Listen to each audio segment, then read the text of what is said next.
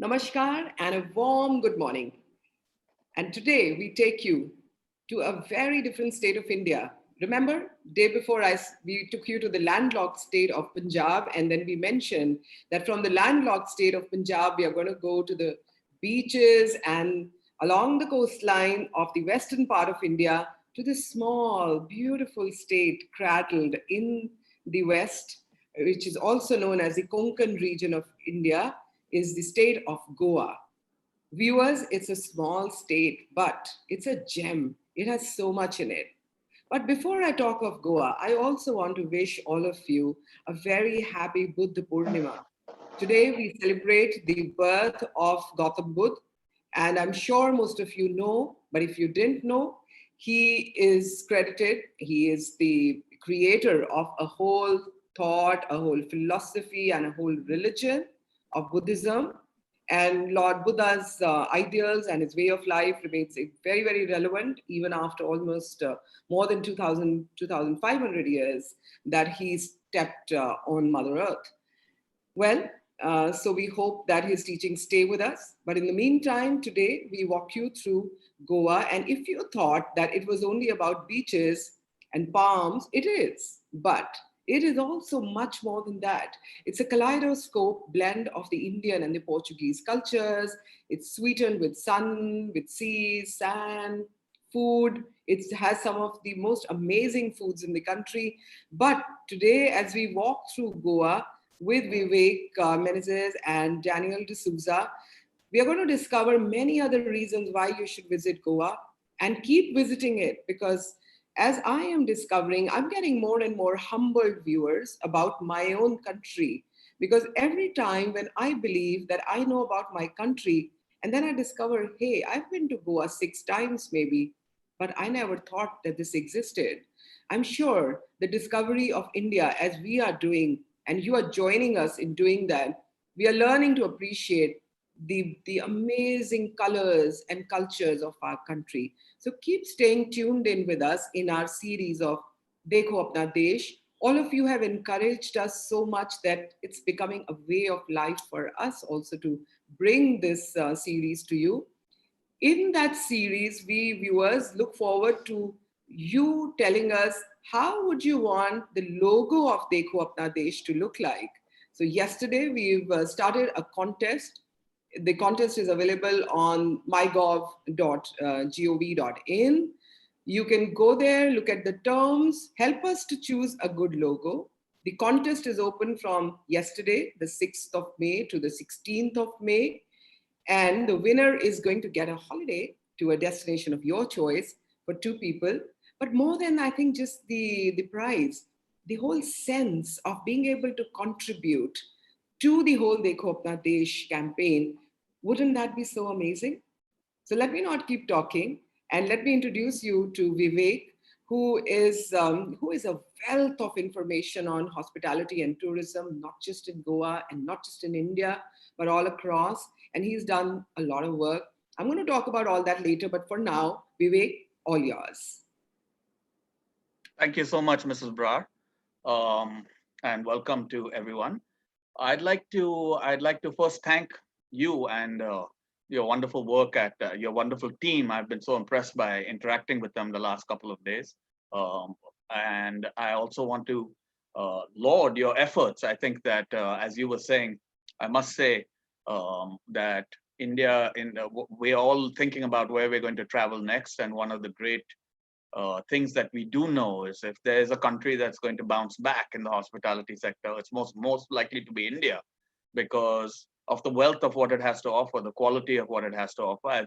As you mentioned, I've been writing a lot about this country, but also the world, and I've been to maybe 50 countries, and I've constantly traveled, and no country has the kind of depth and value that India does from border to border.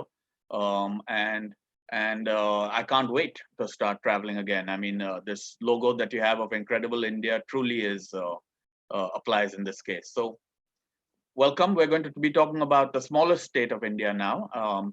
I'd like to introduce my friend Daniel. Daniel is 21 years old. He's a very bright photographer, filmmaker, storyteller, visual storyteller. I have many thousands of photographs myself, and we're going to show a couple of different videos. But I wanted to highlight another voice, in a way, another generation. I have a 20-year-old son, a bit younger than Daniel. So you'll see some wonderful work by him. We'll try and keep it as informal as possible. I think we'll try and take questions as we move forward. But first, I'd like to start with this talking about Goa a little bit in the context of a destination that you may not think of it as. Many people around India, around the world, cherish Goa. They have an idea of Goa in their minds. Very often, that idea of Goa doesn't necessarily congrue or go along directly with the view of that Goans have. Goa is considered to be a tourism success story because it's one of India's best known international brands. People from around the world come to Goa. Um, but that's a double-edged sword. Tourism has brought many wonderful things to Goa. It's also taken away many wonderful things from Goa. So one of the things that I want to do in this process, as we look at images and also talk, is I'd like to maybe challenge some of the basic presumptions that we have of Goa. So we will be looking at some photographs and videos from Daniel in a bit. But first, I'd like to start with something which is a little bit long. It's about 6 minutes, but it's something that really takes you to Goa in a way but there's no better way I know to take you to the Goa that I love and cherish. So let's start with this one video, please. Daniel.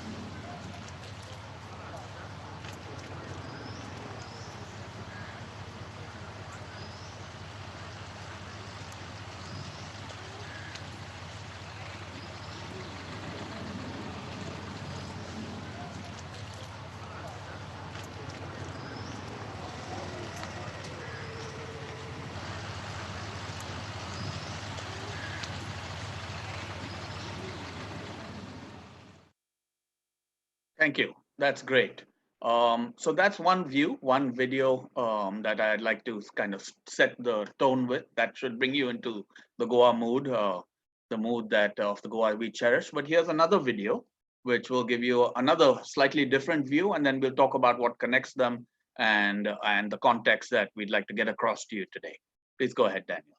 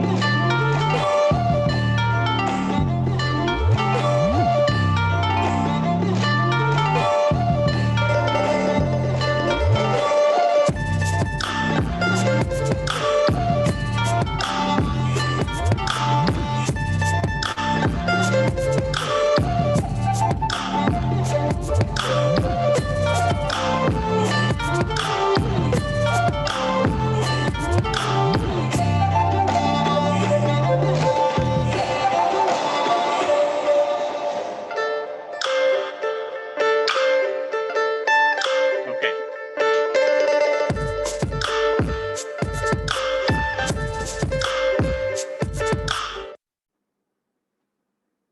Great. So there are two things. These seem to be two very different kinds of videos, and they seem to depict two very different worlds. But the truth is that they're actually filmed very close to each other, and these worlds exist simultaneously. The first video that we saw is filmed by a filmmaker named John Leno, who lives on the island of Divar, and that video is based on the ferry crossings that take place from the island of Divar, which is not connected by a bridge, but these ferry crossings take place across the river to a place called Ribandar, mainly, and Old Goa. And Old Goa and Ribandar are sites of two of the, certainly Ribandar is the site of a dazzling giant art festival that takes place at the end of the year, has taken place over the end of the last 4 years, called the Serendipity Arts Festival, which is in a new way a landmark creation, a landmark festival for India, in fact, the region and the world, because it brings an immense number of different programs and activities into this heritage infrastructure that exists along the river, from Ribandar, which is a riverside village, all the way into the city of Panjim, which is the capital of the state of Goa, India's smallest state, where I live. Part of understanding why these two worlds, how these two worlds can live so comfortably next to each other, and be juxtaposed, is understanding a little bit of the difference between the history of Goa and the history of the rest of a lot of India. The point is, the Goa, like much of the west coast of India, has always been open to the outside world. Unlike, say, a large portion of North India, where the history over the last 1,000 years has been invasion, repulsion, with a kind of a very tense and fraught, contested set of cultural values. Here on the west coast of India, it's more, the history has been more of confluence, travelers coming from different parts of the world, trading here peacefully, the arrival of different religions peacefully, the arrival of different populations peacefully. Of course, there have been disruptions in that. One of those disruptions did take place in the 16th century, in, in the year 1510, when the military general Alfonso de Albuquerque came up the coast of the west coast of India, of the Arabian Sea, and took Goa. And at that point, Goa was part of the Bahmani kingdom, which was itself very international. But that taking over of Goa in 1510, which initially occurred with quite a lot of blood and what should I say, back and forth. Um, uh, it resulted in something very significant, because it was the first foothold of Europe in Asia, and very quickly it developed into a very important trading post. And this trading post was one of the first in something called the Columbian Exchange. This is very significant from the point of view of culture, because in the Columbian Exchange, for the very first time, Asia connected profoundly with the rest of with Europe, with the coasts of Africa, and all the way to the Americas. So many of the products and ideas and attitudes that we consider very intrinsically Indian today actually came out of that mix. So, for instance, wherever you are sitting in India, if you can imagine your food without chilies, those chilies didn't exist in India until maybe 400 years ago. In fact, right into the 17th century, chilies didn't spread very far into the rest of India, and they were only taken later by the Marathas. And wherever they spread, they were called guaca mirch. The same is true of, say, potatoes. Imagine your cuisine without potatoes. Potatoes didn't exist in India 400 years ago. This is why, in some ways, Goa has always been a crucible of culture. In the last Mint newspaper, this last weekend, I wrote the cover stories on mangoes. Now, no fruit, no food, perhaps nothing inspires as much kind of native pride than the mango. Every part of India has a mango that they love the best. This is also true in Pakistan, and other parts of the subcontinent. But most of the mango species that we know and love derive from the kind of techniques and ideas that were first grafted here in Goa. So the point is that Goa has always been this crucible of culture. And this is why the contemporary festivals that we have, Serendipity Arts Festival being one of them, there are several others which I'll mention right now. All of them fit so beautifully here. They fit into a heritage context. They fit into this spectacular heritage infrastructure, which we're going to be seeing via Daniel, and they sit into a kind of an inbred native cosmopolitanism. Amitav Ghosh has written about this very movingly, where he says the kind of cosmopolitanism that modern cities, even in a place like New York, have, is a kind of a shallow cosmopolitanism, in a way that someone who thinks that because they can buy Jamaican food and listen to Turkish music, but still live in a very insular kind of a life, that's cosmopolitanism. Whereas lived cosmopolitanism of the kind that you see in Goa or in Kerala, or in fact in other parts of India, but certainly along the west coast, is something that's much more ingrained. And that's why festivals like Serendipity Arts Festival suit the location so well. This kind of growing trend of Goa being a destination for giant, very successful festivals began with the International Film Festival of India, which came here 15 years ago. At that point, there was a lot of dispute as to whether the International Film Festival of India, which is the oldest film festival in Asia, and one certainly still remains one of the largest and most significant, whether it should have a permanent home, and if it should have a permanent home, could it not be in a city like Bengal, in like Calcutta, which has a film culture, or in Bombay or in Bangalore, all of which now have their own film festivals. But the moment the Film Festival of India arrived in Goa, and delegates from around the world started to come, particularly from the rest of India, started to come here, they realized the suitability of it. And it's really an exquisite festival. I'm also involved at some level. And there are many others. We have the Goa Arts and Literature Festival, which I co-curate along with the eminent Konkani writer Damodar Mauzo. That has been around for 10 years, a very successful little festival, kind of an alternate model to the big corporate festivals. We also have two exquisite sacred music festivals that take place in Old Goa and the heritage locations of Old Goa. One is called the Mont Music Festival, which I think is 17 or 18 years old now. And we have something called Ketevan. Ketevan is a sacred music festival that brings performers from around the world, and they put them into very unusual locations, the ruins of the spectacular city that was Old Goa. And there are many others. There's the Dharmanan Kosambi Festival, which is a festival of ideas where people like the Dalai Lama have spoken. There are other festivals which highlight Goa's own native traditions. One is in Western classical music. It's one of the locales of Western classical music in this part of the world, and also Hindustani classical music. Many people don't realize that Goa's tradition, its contributions in the field of Hindustani classical music are second to none in the country. People like Kishori Amonkar, the late Kishori Amonkar, and her mother Mogubai Kudikar, Kesar Bai Kirkar, even people like Jitendra Abhishek and others all have come from Goa. So we have this inbuilt classical culture. We have spectacular heritage architecture. We have food at present, both traditional food, which is very significant in the context of a native, very varied cuisine, set of cuisines actually. But we also have Goa emerging now as one of the restaurant capitals of South Asia. In the Condé Nast Traveler list, which is the first authoritative list that we have in India, I would say somewhat authoritative, though I'm a little biased because I'm on the jury. One of the somewhat authoritative lists of the top 50 restaurants in India.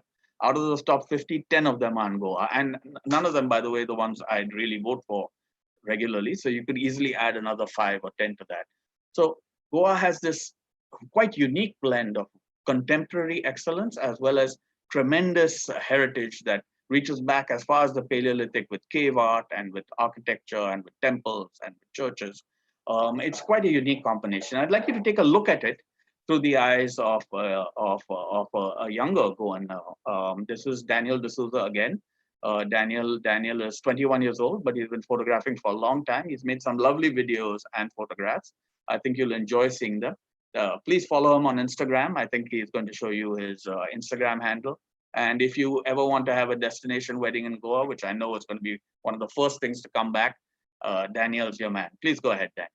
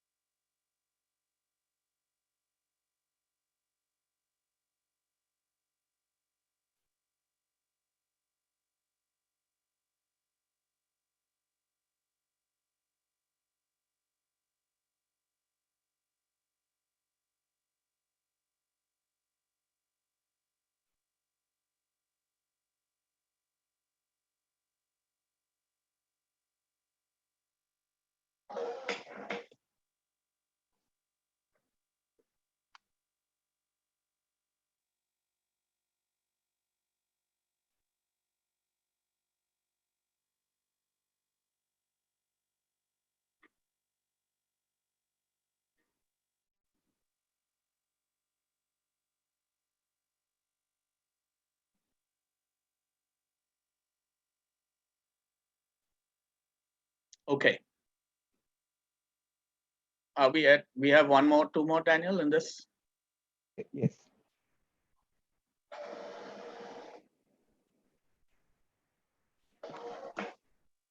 So what we've seen so far, if you don't mind, stay on the last one or two back, Daniel. That's perfect. Okay, what we're seeing, this is perfect. What we're seeing here is basically it go through an insider's view. You may have noticed, many of you who are tuning in here, a lot of this is not necessarily the Goa you recognize, right? The Goa you recognize, the Goa that's talked about in tourism, the Goa that's very often broadcast, is the Goa of beaches. It's the Goa of nightlife. It's the Goa of that has a kind of a sense of glamour via the casinos. That is largely a Goa that the Goans themselves don't participate in. Right now, we are having a kind of a crisis in tourism globally. That crisis in Goa might perpetuate in different forms because a lot of the labor, the people who work in that tourism plant, come from outside Goa, and so you have a kind of a tourism infrastructure, a contemporary tourism infrastructure that is run by people not from Goa, for people not from Goa, and all of that might actually disappear in the coming years. The Goa that Daniel has depicted here is a Goa that actually exists, and it lives in a way parallel to this the tourism Goa, or the neon Goa, if you like. It is a Goa of deep traditions. It's a Goa of tremendous harmony. It is one where neighbors cherish their neighbors. They cherish their neighborhood, and they've defended their environment in a way that very few other parts of the world have managed to do so over time. This is something that in some ways is ambivalent. This world is ambivalent about the kind of tourism that we have kind of seen explode and go over the last 20 years. I was actually around. I was a small child. My father is a hospitality veteran, so I was around when tourism first came to Goa, which was approximately now 40 years ago. At that time, tourism was considered to be an iffy bet. It wasn't the general consensus, popular wisdom held that tourists would not come to Goa because Indians didn't go to the beach, and that foreigners, why would they come all the way to Goa to go to the beach? Because they have beaches in Mexico or in the Costa del Sol, which are much more suited to them. Obviously, that changed. The perspective changed, and now we all talk about the beach and we talk about the nightlife. But what has always been the case was this tremendous cultural depth, this tremendous environmental depth. And now I think as we move forward, we'll keep looking at photographs, but maybe I'll speak a little bit as we go forward. Daniel, is it possible for me to switch the videos, or can only you do it? No, I think only I'll be able to control the videos. Okay, so can you keep going, and then I'll talk about it, okay? Okay. Should I play Gems of Fontainish? Yes, why don't you do that? So we'll take a look at another video, and then we'll take a look at some photographs that will give us context for that.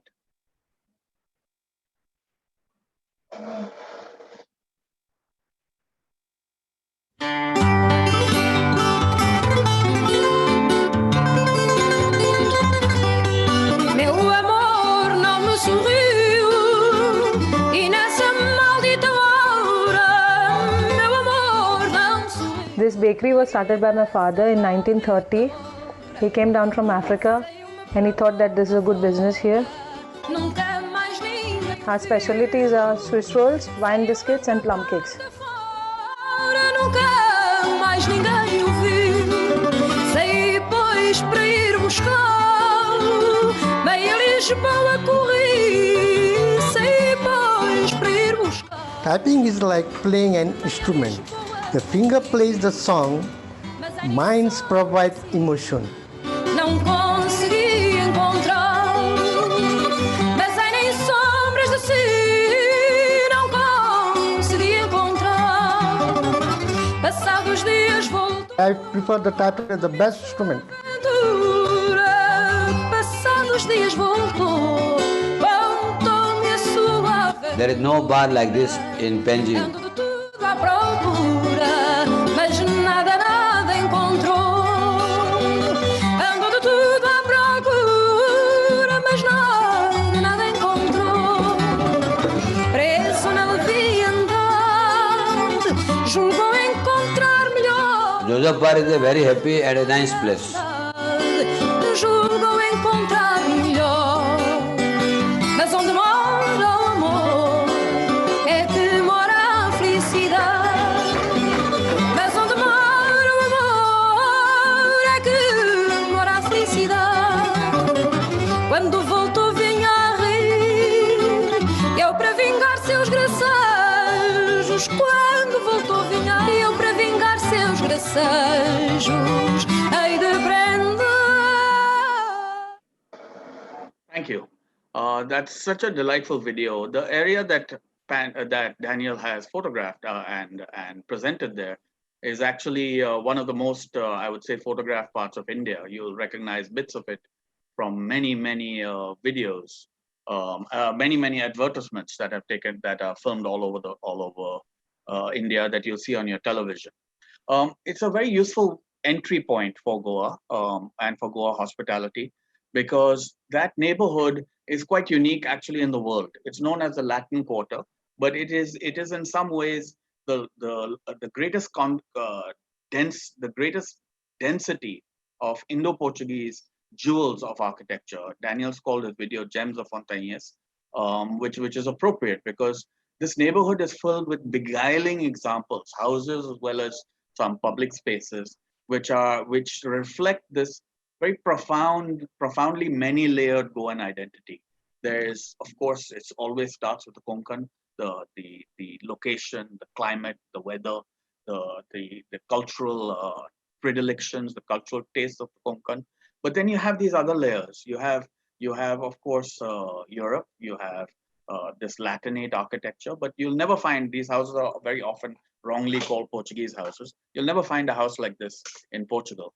They're actually very tropical. And in fact, elements from these houses went on to seed very profoundly the architecture of Brazil and the architecture and the colonies in the future colonies in the Americas, and in fact, back to Portugal itself.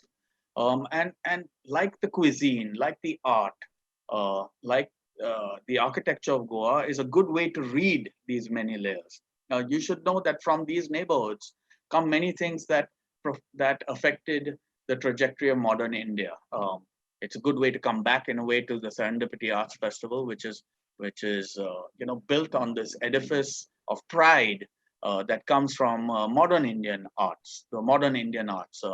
There's definitely a huge representation of traditional Indian forms, whether it's performance, dance, music, but it's always looking forward. It's experimenting. And it celebrates a world that was substantially created by in the west coast of India, that with artists who emerged from here and studied, whether in Shantiniketan or in Bombay. Some of them you will have heard of. For a long time, the record for the most expensive Indian painting ever has been shared between two Goans from North Goa villages who were friends in the 1940s, Francis Newton Souza and Vasudeva Gaitonde. Both of them are celebrated at an extraordinary level globally. Both of them are in museums like the Guggenheim in New York or the Tate Modern in London.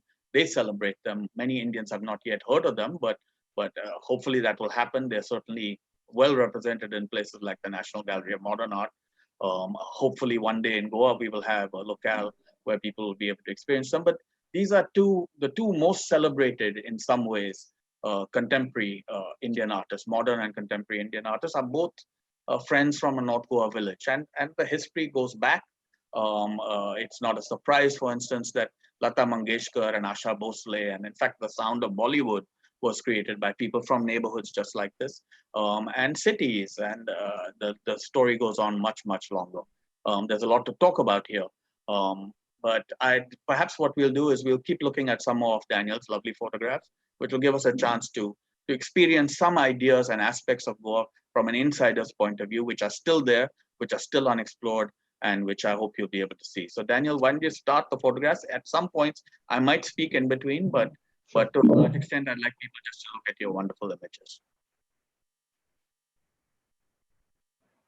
Shall we play the video first? Shall we do Ganesh and Goa? Yeah, sure. Why not? This is of the primary festival of Goa. People don't realize very often, which is Ganesh Chaturthi, which is celebrated with great pomp all over the Konkan, but especially in Goa.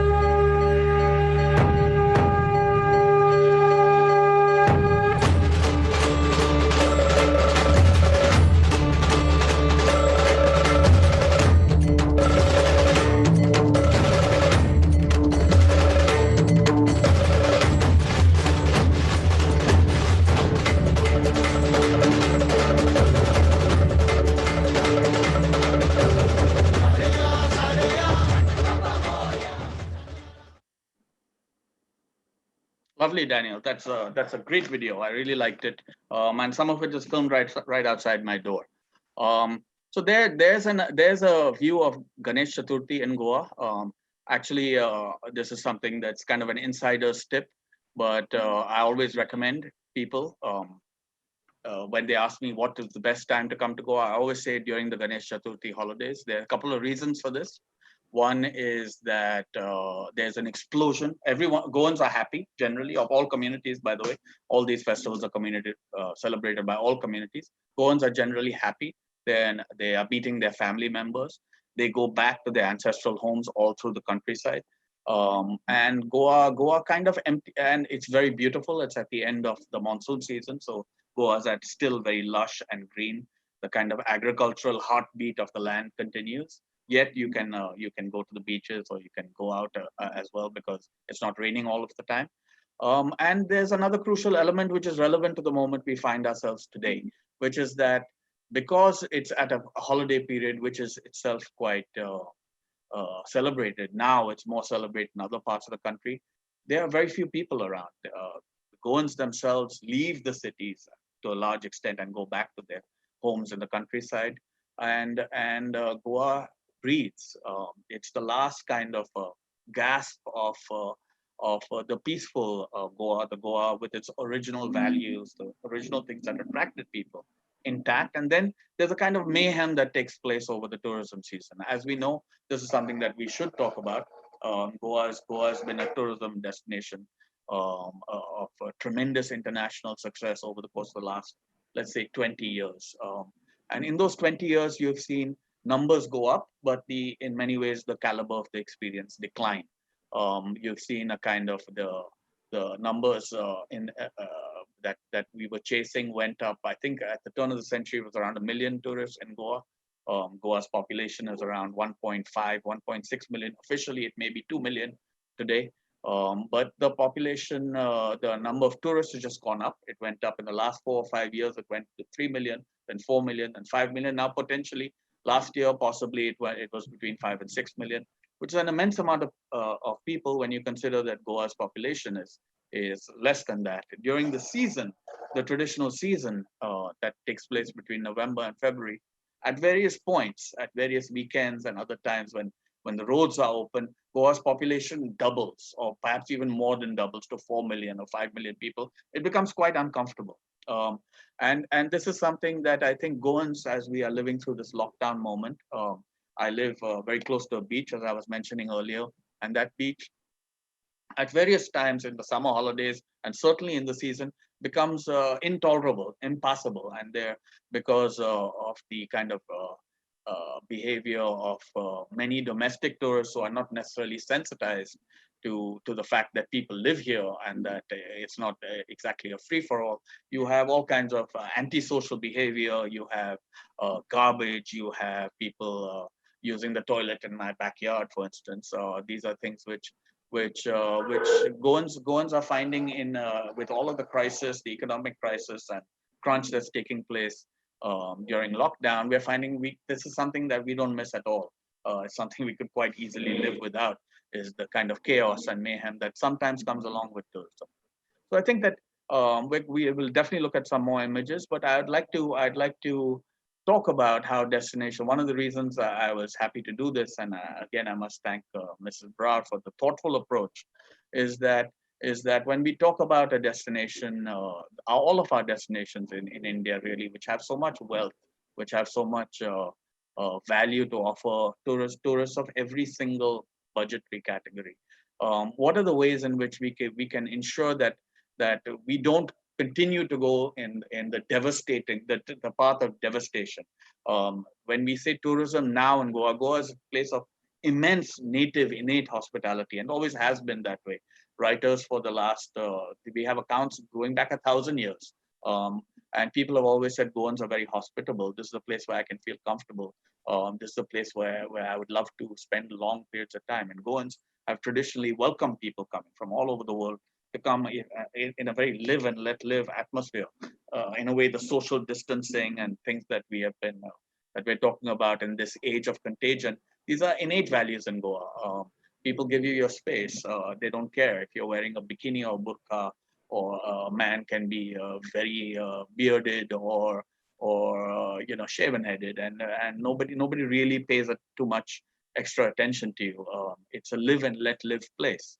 But those values become tested when we have which is in some ways looked at as a success, which is a booming tourism marketplace. As we move forward into whatever comes next, the next form of tourism, I think it's beholden on us as people who have a stake in various kinds of hospitality. I certainly do, though I'm a writer. I write about travel and tourism a lot. Many of the people around me, my friends, are involved directly in tourism industry, and definitely at the government level. I think that we have a responsibility to ensure that tourists, particularly Indian tourists, who for better or for worse are the ones who bring the devastation with them, or the destruction, or the disrespect to the habitat with them, or to the society, environmental as well as social culture. That we bear responsibility that this double-edged sword doesn't only cut in one way. To a large extent, when people think tourism in Goa today, they think destruction, they think loss. We have to reverse that in order for people to see Goa in the way that Daniel sees it, or the way that I see it, which is a very real experience, and it's of tremendous value to everyone in the world. We have to strike that balance. So I think we should take a little time to look through some more of Daniel's images. Let's take 5 minutes, Daniel, because we're coming to the end of it. So you can go a little bit faster than before, and then let's stop and pause and take questions. Thank you.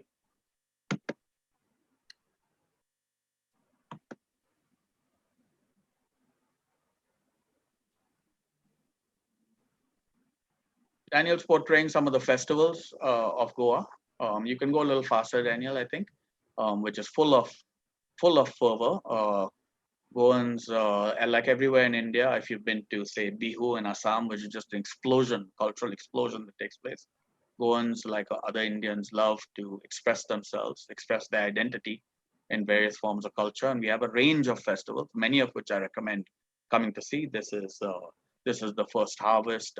We have both Catholic and Hindu pilgrimages. One of the interesting features about Goa is that Goans of all communities in the villages celebrate, venerate, and pay respect fluidly to all different their communities, different deities, different religious traditions. This is a particularly interesting one, which takes place in January.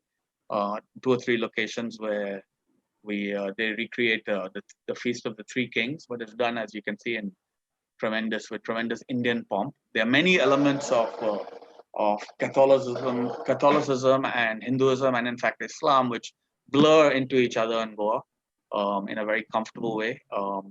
This is not something that this used to be the case across the rest of India. Certainly we have traditions like the Sufi traditions in Kashmir and Punjab and other parts of India, which also kind of blurred the boundary walls between religious traditions. It's still very much alive and well in Goa, and it's something that should be celebrated, in fact, as an example for the rest of the country and the world.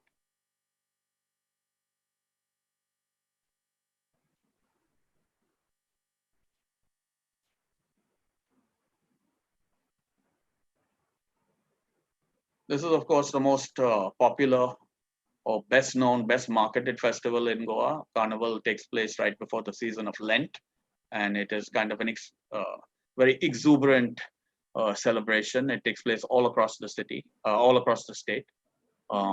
There's another one called Shigmo, which I think Daniel's also going to be showing. These two kind of blur into each other. There are lots of elements that are common to both.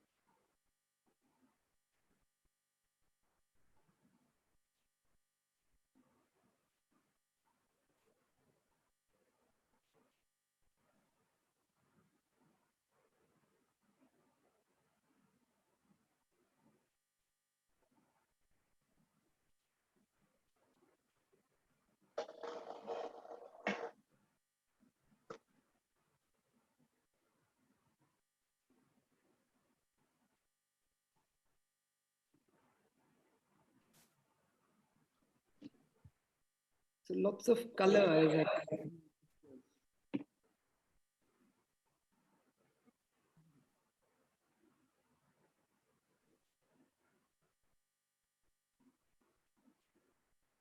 So when I'm seeing the pictures, I think the title that we gave to today's webinar, saying it's a Crucible of Cultures, is actually coming alive on the screen, viewers, as we walk through the different elements of Goa. So pretty, so pretty. You know, as we keep seeing the images, some of the questions that are coming up on screen and some of the questions that are coming to my mind too are that how do we know the dates and the schedules of some of these amazing festivals that happen?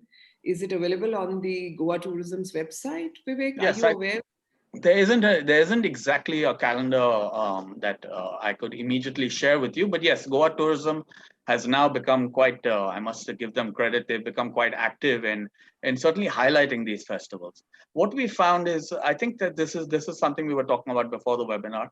It's the importance of of actually just getting the information out there. People come to Goa very often. People from around the world come to Goa, and they're completely unaware that any of this exists. They are unaware of the kind of world. I mean, 10 minutes away from the beach, you have these incredible festivals. 10 minutes away from the beach, you have that first video that we started with, which is astonishingly serene island landscape. but people don't know that it exists. They are marketed the way the kind of the way that commercial corporate marketing works. You know it better than most. It's you're bombarded with images of casinos, of cheap alcohol, of nightlife, of maybe in some ways very ambiguous things about being able to kind of visit the world, or to be or to have a kind of a hedonistic experience without leaving India. Those are the dominant kind of marketing themes that have come out of Goa for the last decade, certainly, which have had a very pernicious effect.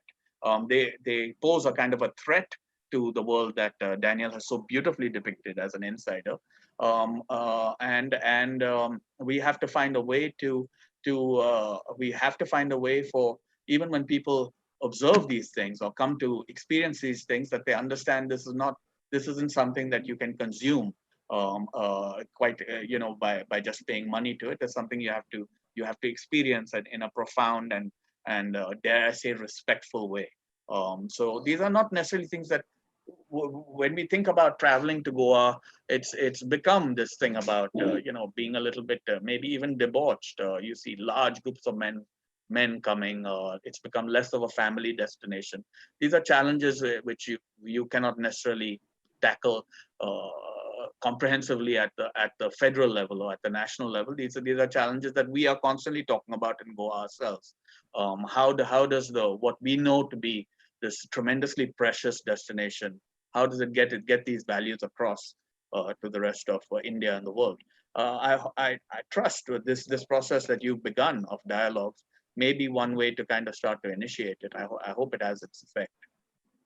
I'm sure it will, because there is, as I said at the outset, there is so much learning for all of us and all our viewers. I can see from their questions that there is, every time that you visit somebody's home, we are respectful to the cultures of their home. So viewers, I think while we travel the world and while we travel our beautiful country, we do need to remain sensitive to the inhabitants of that state.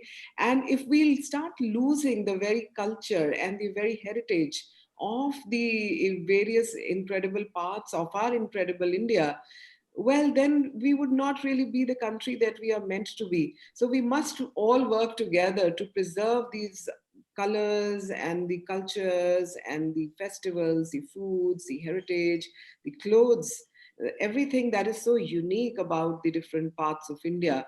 And I think we all need to be responsible as we travel, but at the same time, do not lose the spirit of joie de vivre. That is what travel is, sort of meant to be all about. I have been reading a few quotes, and I think some of them stay and say that somewhere I read it said it is better to travel than to arrive, and this has been attributed to Buddha. And so today on Buddha Purnima, it just seemed like the appropriate way.